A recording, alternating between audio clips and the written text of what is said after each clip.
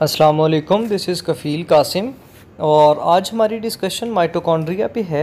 Mitochondria को cell का power house कहा जाता है। ये जनरल साइंस एंड एबिलिटी और बायोलॉजी में एक बड़ा इम्पोर्टेंट टॉपिक है।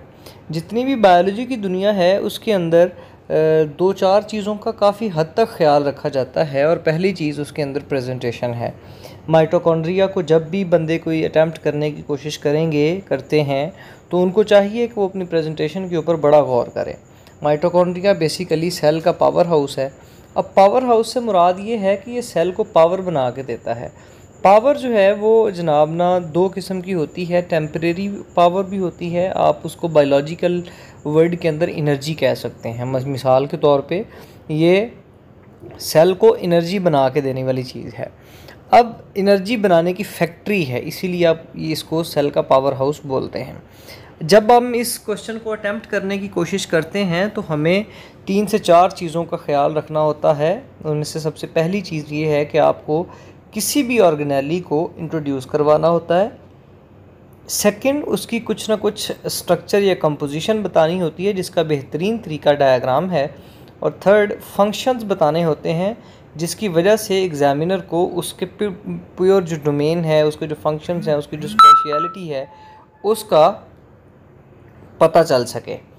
अब अगर हम इसके इंट्रोडक्शन के ऊपर बात करें कि माइटोकॉन्ड्रिया फॉर एग्जांपल है क्या, अगर हम इसका तारुफ लिखें सो 2 से 3 से 4 लाइनें अगर हम इसके ऊपर लिखनी हो, सो हमें सबसे पहले इस बात का जनाब ना लिखना होता है कि ये सेल की एक ऐसी ऑर्गेनेली है जिसकी जो शक्ल है वो तो रॉड की तरह होती है और लार्जेस्ट ऑर्गेनेलीज़ में से एक ऑर्गेनेली है।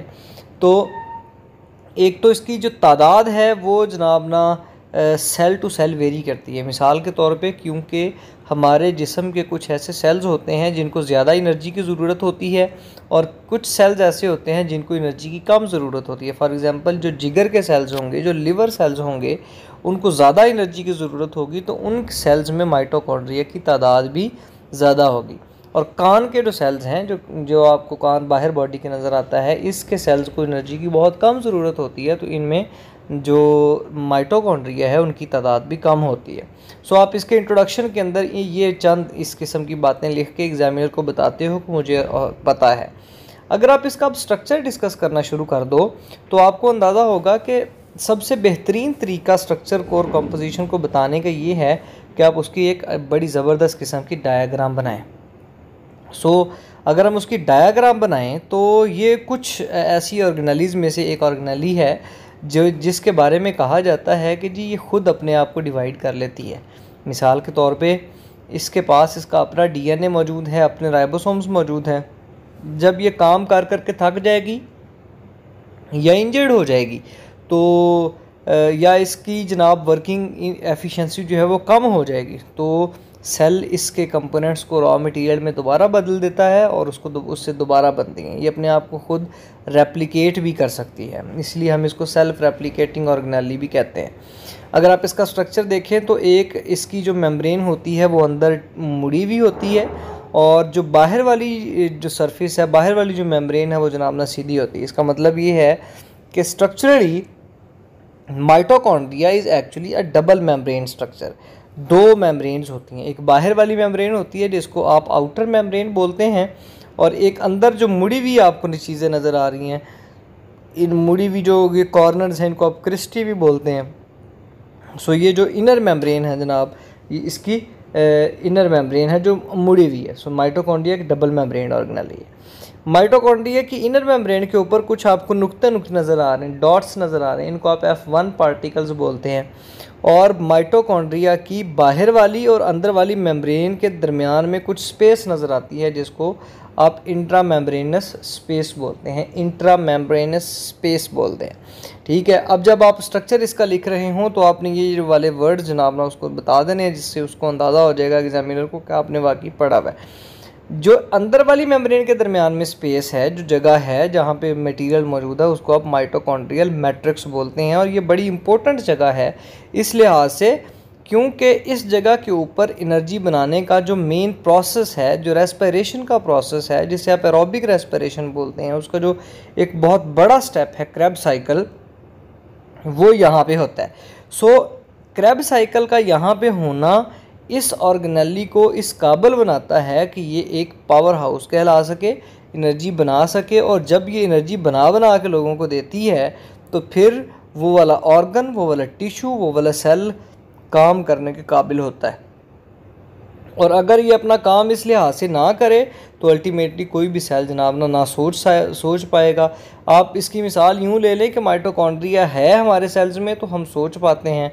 हमारे पास जनाब ना एटीपी बनाई जाती है तो हमारा दिल धड़कता है, एटीपी होता है तो मसल्स कॉन्ट्रैक्ट करते हैं। सो एटीपी बेसिकली एक एनर्जी है, एनर्जी। अब एनर्जी जो है ना, अगर आप उसको थोड़ा सा गौर करें, उसको समझने की कोशिश करें तो बेसिकली एनर्जी के दो बड़े सोर्स होते हैं। एक सोर्स होता है परमानेंट सोर्स, जिसके बारे में आप कहते हैं कि ये जी परमानेंट सोर्स है, आप हमेशा कभी भी उसको तोड़ के एनर्जी निकाल सकते हैं। और एक होता है टेम्परेरी सोर्स, ठीक है। अगर हम परमानेंट सोर्स ऑफ एनर्जी के ऊपर बात करें ना तो वो कार्बोहाइड्रेट्स, प्रोटीन्स और लिपिड्स जो बायोमॉलिक्यूल्स होते हैं जिनको हम अपनी खुराक में लेते हैं, ये जो मॉलिक्यूल्स हैं basically permanent source of energy होते हैं, जिनको हम अपनी बॉडी के अंदर किसी हद तक सेव भी कर लेते हैं। मिसाल के तौर पे ग्लूकोज खा लिया या चिकन या मीट खा लिया, अंडे खा लिए, उनमें प्रोटीन्स मौजूद हैं या लिपिड्स मौजूद हैं तो हम उनको सेव कर लेते हैं एज अ परमानेंट सोर्स। फिर हम उनको तोड़ के टेम्परेरी सोर्स जो है ना वो एटीपी बनाते हैं। अब एटीपी को हम इस्तेमाल करते हैं सोचने के लिए, बोलने के लिए, मसल कॉन्ट्रैक्शन के लिए, दिल के धड़कने के लिए, सांस लेने के लिए।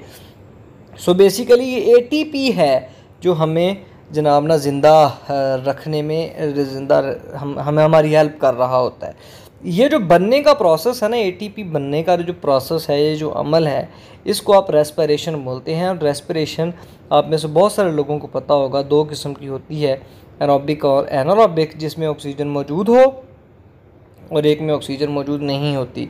जब ऑक्सीजन की मौजूदगी में the permanent source of energy when broken down, तो फिर टेम्परेरी सोर्स जो एटीपी है ना वो बनता है। और मैं बता रहा हूँ बार बार कि हम इस एटीपी की वजह से मसल कॉन्ट्रैक्ट कर सकते हैं, हमारा खाना हज़म हो सकता है, हमारा जो सोचने का अमल है वो ठीक ठाक होता है, हमारा जो सांस लेने का अमल है ना वो चलता रहता है। अगर एटीपी हमारी ज़िंदगी से, हमारी बॉडी से ख़त्म हो जाए तो अल्टीमेटली जो बॉडी होगा रिगर मोर्टिस का शिकार हो जाएगा, उसके क्रिस्टल्स बन जाएंगे, मसल टाइट हो जाएंगे, जैसे डेड बॉडी के जनाब ना मसल्स हो जाते हैं, वैसे हो जाएंगे।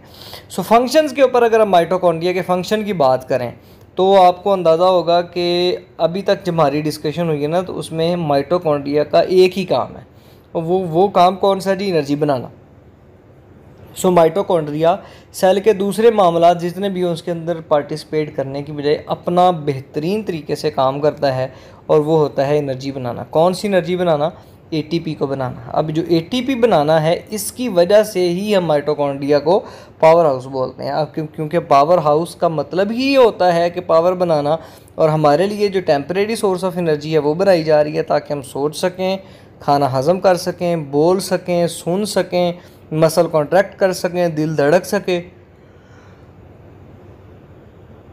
तो बेसिकली एटीपी ही हमारा जनाब ना सारे का सारा असासा होता है पूरी बॉडी के चलाने का।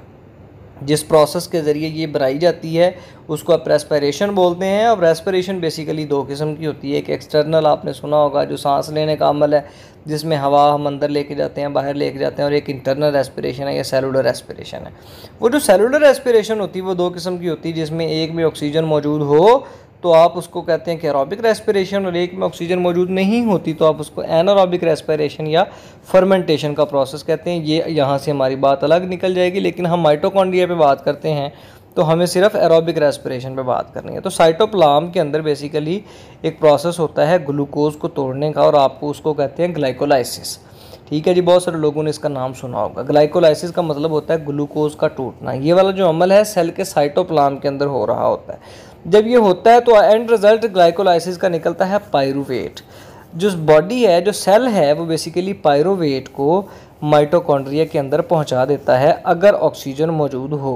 और अगर ऑक्सीजन मौजूद हो तो पायरूवेट को माइटोकॉन्ड्रिया में पहुंचाया जाएगा, जहां पे क्रेब साइकिल का अमल होगा। क्रेब साइकिल के बाद इलेक्ट्रॉन ट्रांसपोर्ट चेन का जनाब ना एक प्रोसेस चलेगा, तो अल्टीमेटली हमारे पास जो ओवरऑल प्रोडक्ट है वो एटीपी निकलेगा। अब एटीपी का फंक्शन उम्मीद है कि सबको पता होगा, मेरा ख्याल है कि आपको माइटोकॉन्ड्रिया की समझ आ गई होगी।